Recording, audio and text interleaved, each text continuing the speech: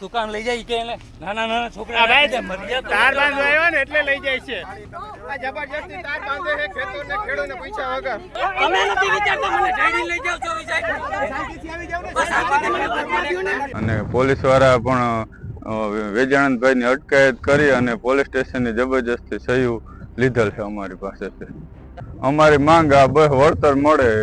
એની પાસે કોઈ પણ જાતનો કલેક્ટરશ્રીનો હુકમ હોય એવું મને લાગ્યું નહીં, તો એ પછી મને જબરજસ્તી ટૂંકમાં ગળા દબાવવાની કોશિશ કરી અને ટૂંકમાં મને એમ કીધું હાલ ગાડીમાં બેસી જા મારી, અને પોલીસ ચોકી લઈ જઈ અને બે ચાર ઝાપટું મને મારી, મારો કાન પકડ્યો અને પછી એમ કીધું કે હવે તું કંઈ બોલીશ ને તો તને 6 મહિનાની કે જેલ કરાવી દેવી છે એ કે.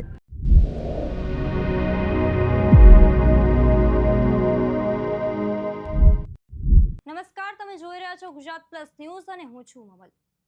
વિકાસના નામે ખેડૂતોના અધિકારોને કચેડવામાં આવી રહ્યા છે.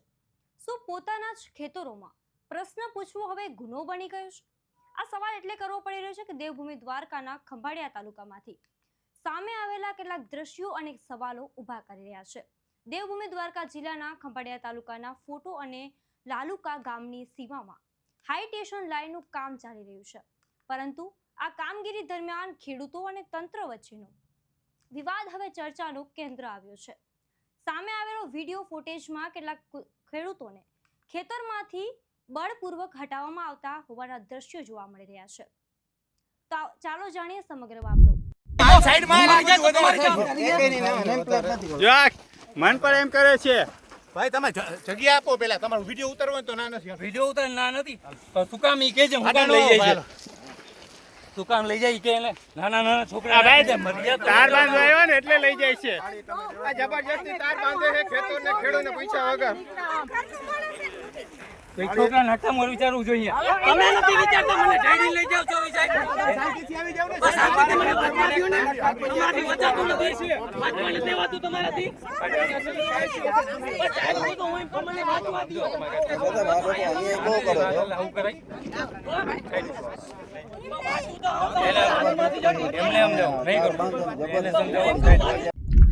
મારું નામ ગાગિયા સુરેશભાઈ દેવતભાઈ, ગામ લાલુકા.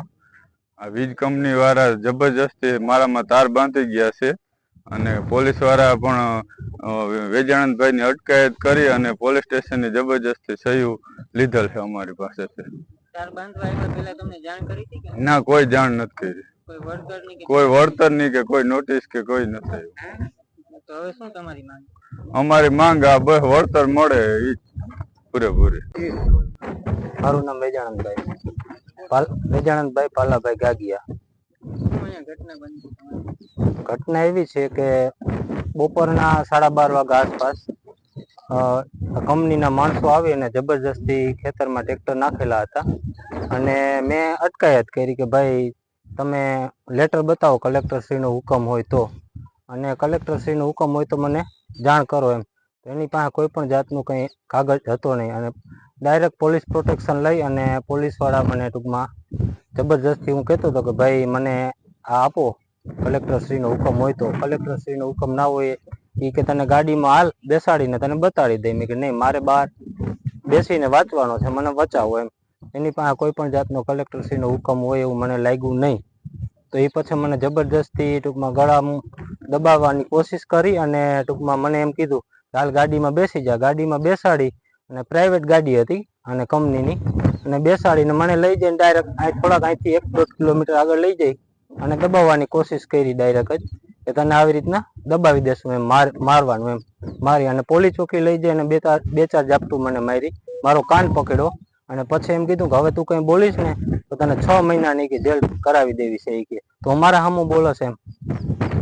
એવી રીતના ન્યા પછી એની મારી પાસે સાઇન કરાવી લીધેલી છે કાગળ ઉપર. માંગ મારી એવી છે કે પેલા મને કલેક્ટર શ્રીનો હુકમ બતાવે. હુકમ બતાવ્યો બાદ પેલા તો જબરજસ્તી મારા ખેતરમાં ગળી ગયા, એનું મને આપે એમ, અને જરૂરિયાત મુજબની મને જે વળતર જોતી હોય એ મારી વળતર મને આપે એમ. આ સમગ્ર ઘટના વિશે તમે શું વિચારો છો? કમેન્ટ કરીને અમને જરૂરથી જણાવજો. અત્યારે મળે બસ આટલું જ. નમસ્કાર.